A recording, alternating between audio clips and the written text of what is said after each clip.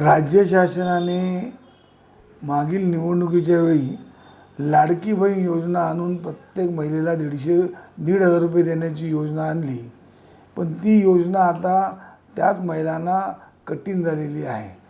कारण ज्या निवडणुकीमध्ये जे काळे पैसे वाटतात ते व्हाईट पैसा म्हणून त्यांनी योजनेमार्फत वाटून आपली मतं मिळवली, सत्तेवर आले.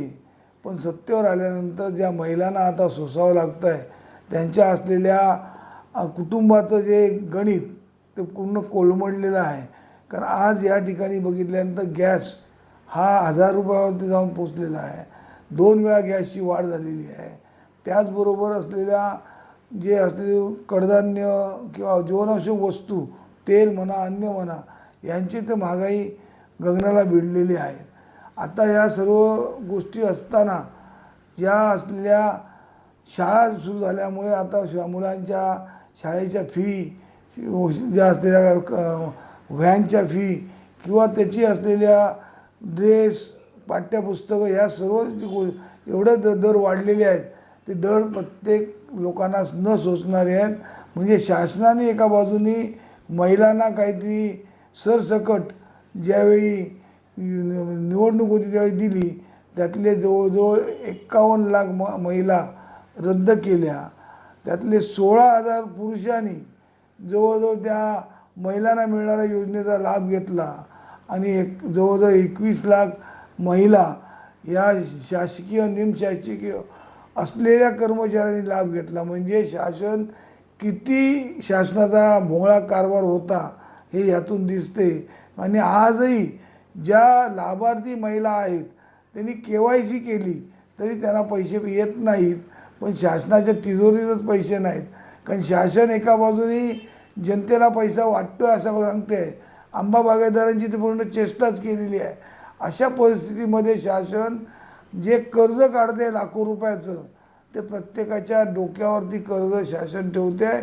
पण शासनाचा विकास, शासनाचा तिकडे असलेला विकास दिसत नाही. जिल्ह्यातले असलेले रस्ते खड्डेमय झालेले आहेत. जिल्ह्यातल्या सर्व योजना ठप्प झालेल्या आहेत आणि त्यामुळे आज जिल्ह्यातली रस्त्याची कामं पण होत नाहीत. डांबर वाढलं आहे. या सर्व गोष्टीचा विचार केल्यानंतर या महागाईमध्ये आज भारतीय जनता पक्षाचं सरकार केंद्रात असून दे की राज्यात असून दे, जनतेला दिलासा देणारं नाही आहे. जनतेच्या दिलासा देऊन न देता जनतेच्या जखमेवर मीठ चोळणारं हे सरकार आता निर्माण झालेलं आहे. सोन्याचा भाव गगनाला भिडला आहे. चांदीचे रेट त्याच्यापेक्षाही डबल टिबल झाले आहेत. म्हणजे हे सर्व परिस्थिती बघितल्यानंतर कोणत्याही गृहिणीला जर विचारल्यानंतर ती गृहिणी एकच सरकारबद्दल तिरस्कार निर्माण करते. हा तिरस्कार कायमस्वरूपी जनतेने मनात ठेवला पाहिजे. निवडणुका आल्या की अशा प्रकारच्या योजना वाटतात, पण निवडणुका संपल्या की अशा प्रकारे ज्या 1,500 रुपये महिलांना देत आहेत त्या महिलांच्या पॉकेटमधून 3,000 रुपये वेगवेगळ्या मार्गांनी काढून घेत आहेत. याचाच अर्थ जनतेला हे सरकार फसवत आहे.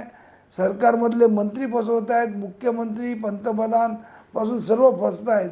आणि त्यामुळेच आज हे अनेक घोटाळे, अनेक बुवाबाजी, अनेक बाबाबाजी हे निर्माण होऊ लागलेले आहेत. आणि त्या घोटाळ्यावरती सरकार कोणताही निर्बंध आणू शकत नाही. अनेक ठिकाणी आज वेगवेगळ्या घटना घडत आहेत, पण त्या घटनेवर सरकार निर्बंध आणू शकत नाही. त्यामुळे सरकार पूर्णतः फेल्युअर झालेलं आहे. आणि या सरकारने आता जनतेला जगावं की मरावं अशा प्रकारची प्रश्न निर्माण करून ठेवलेला आहे. त्यामुळे हे सरकार निष्क्रिय सरकार आणि जनतेला दिलासा न देणारं सरकार या जनतेवरती, या राज्यावरती आणि केंद्रावरती येऊन पडलेलं आहे.